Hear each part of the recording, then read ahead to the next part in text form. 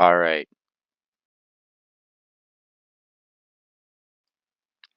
Alright, so we're gonna watch a game of me playing top lane.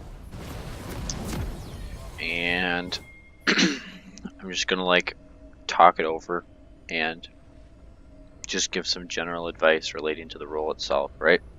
So just looking at this game in terms of game knowledge, we can see Darius into Nasus. Nasus is a farm lane with Dark Harvest, which is interesting, into a Darius. And specifically why I picked Darius is because he really punishes you for trying to farm. So it's going to be hard for this Nasus to stack. Additionally, Pike jungle picking into Evelyn, a little bit off meta. But if you just look at their team, you've got Evelyn, Heimerdinger, so you have Charm, Stun with Nami. Vayne is AD, but we can just assume she deals true damage, so you can't really build against that. And then Nasus is 80, but he has a big slow.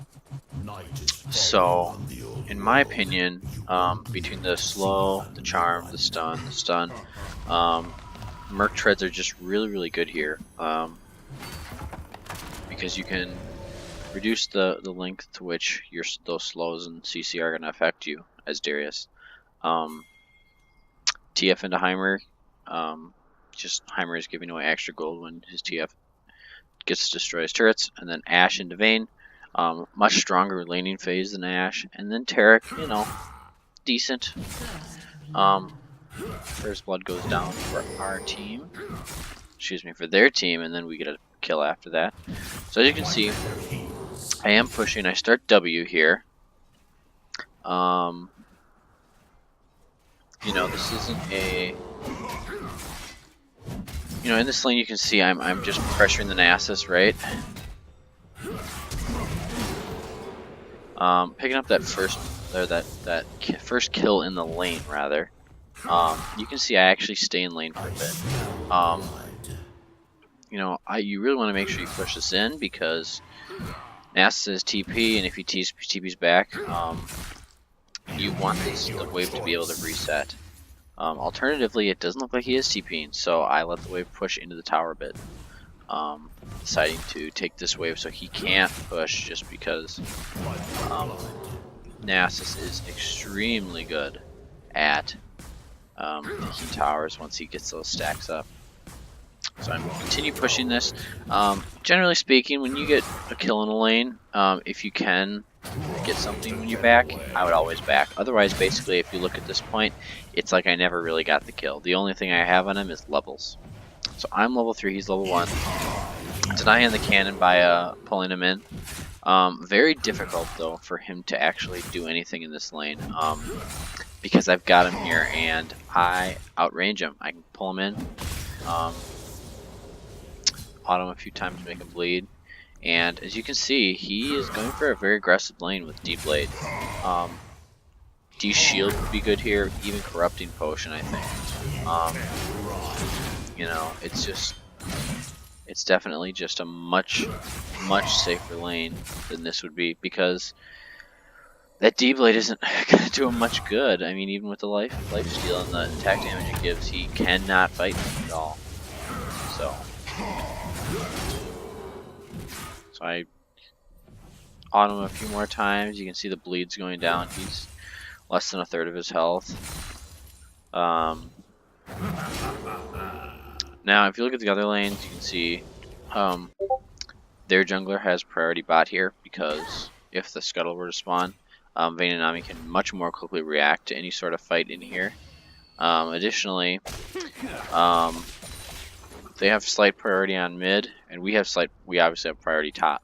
So this scuttle here is one you could contest, but a 50-50 risk. But as you can see, Evelyn's coming out. She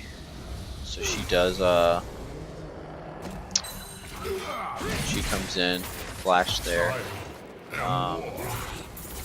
Just overextended a little bit, and I was just too low to be able to fight them. Nasus burns his flash. He's still got TP. Evelyn obviously has her some still. If we fast forward a little bit to when I TP back to lane. So Evelyn decides to stay actually.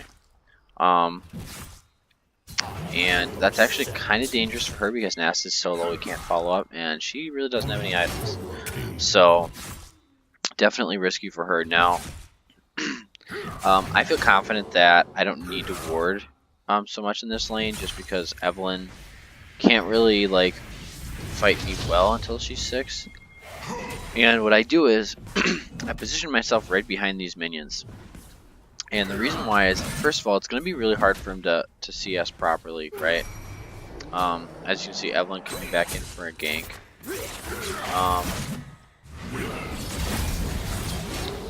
She does flash.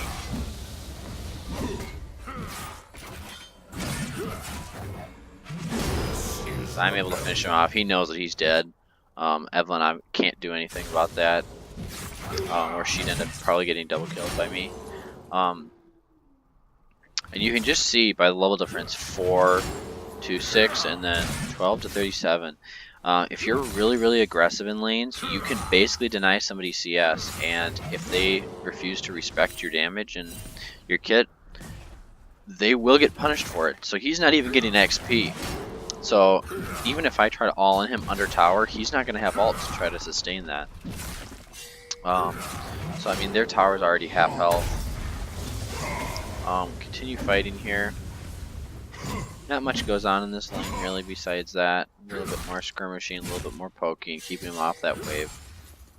But in general, you know, it's there's really not much he can do. He's consistently pushed under tower. I had my AD shoot her frost shot, I believe it's called, into their jungler to see if I can continue being aggressive where Evelyn was at. And in general, I mean, there's not really anything that goes on in this game for a good while. Pyke eventually ganks, is able to get Nasus to burn his flash. We get this tower. And this really opens up the lane for me to be aggressive, because not only do I now have, up to this point, the lane is mine, but because they're just behind in general, I now have a good part of this jungler that's mine as well. You can see that so they have a large group bot, and here's another mistake that they made, right? So they decided to push us out a little bit and we'll head towards dragon, right? We spot them on a ward here. So they have 1, 2, they have 4 on drag, right? To our potentially 3 by the time Terra gets. Terra won't get there in time, right? So I see it. I TP in, which forces them out here, right? So you can see Pyke picks up a kill, right? She messes up her flash. Now I continue to go in.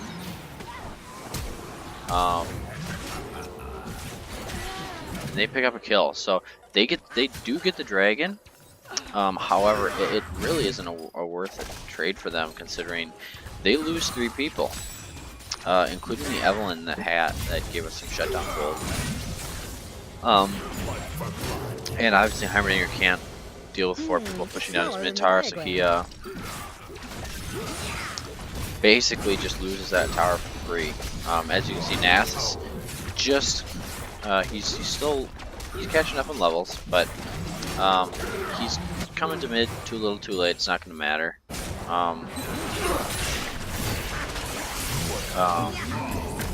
They go for an engage. Not really much comes of it, but we head up to Rift Herald, decide to do that. Eventually you can see, basically I just continue, I get the Rift Herald, I use it to take this tower. I just continue heavily pressuring this, and the problem is, if they have Heimerdinger switch here, it's going to be really rough lane. And you'll see in just a second that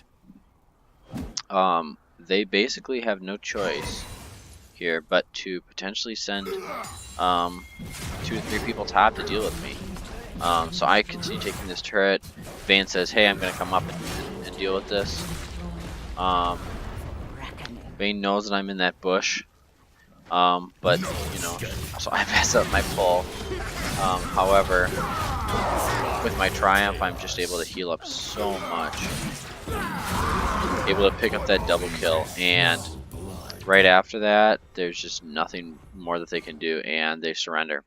So that's how you play as Darius. You just pick him into champions that absolutely cannot scale if you bully the shit out of them, and you just, even if your other lanes just go even, you just continue pressuring the shit out of them, and that's basically how you got to play it.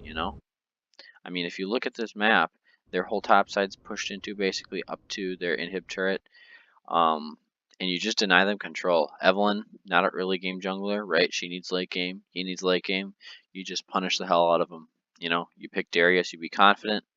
You start a D shield, or rather, you start a D blade because I'm confident in my ability to smash an asses. But if you were against a lane like Urgot or Aatrox that you weren't comfortable with necessarily, you just go D shield, and it's much easier for you to scale up, farm a little bit.